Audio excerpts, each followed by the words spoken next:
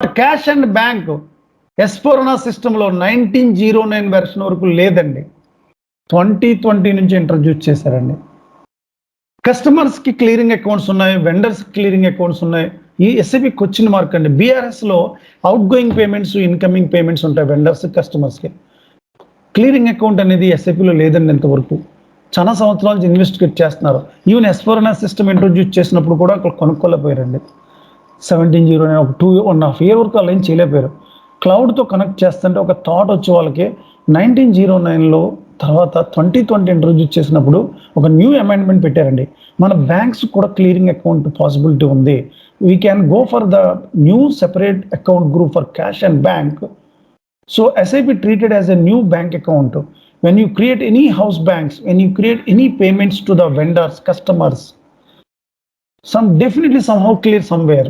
ఎక్కడ క్లియర్ చేయాలి, అందుకే క్లియరింగ్ అకౌంట్.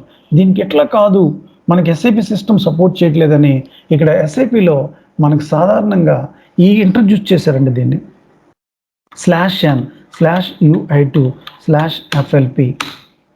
ఇది ఫ్యూర్ అప్లికేషన్స్లో ఇక్కడ సాధారణంగా ఫియోరీలో క్లౌడ్తో కనెక్ట్ అవ్వడం వల్ల ఈ ఫియోరీలో హౌస్ బ్యాంక్ని ECCలో SPRలో చేసుకుంటారండి.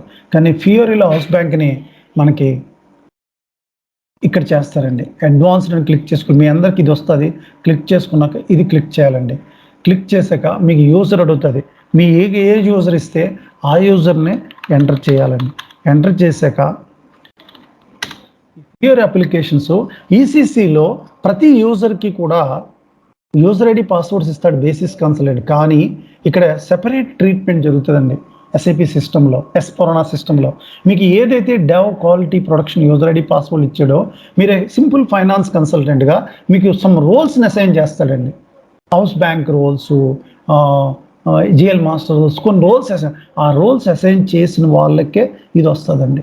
ఇది round boxes for Fiori applications అంటారండి. ఈ ఫ్యూర్ అప్లికేషన్స్ అన్నీ ఇక్కడ ముడిపడి ఉంటాయండి, ఇక్కడ లింక్ అయి ఉంటాయండి. యాక్చువల్గా ఈ ఫ్యూరీ ఇక్కడ ECCలో బ్యాంక్ క్లియరింగ్ అకౌంట్ లేకపోవడం వల్ల S4 HANA సిస్టంలో ఇంట్రడ్యూస్ చేయడం వల్ల S4 HANA సిస్టంలో హౌస్ బ్యాంక్ని SPRలో చేసుకోవడానికి లేదండి.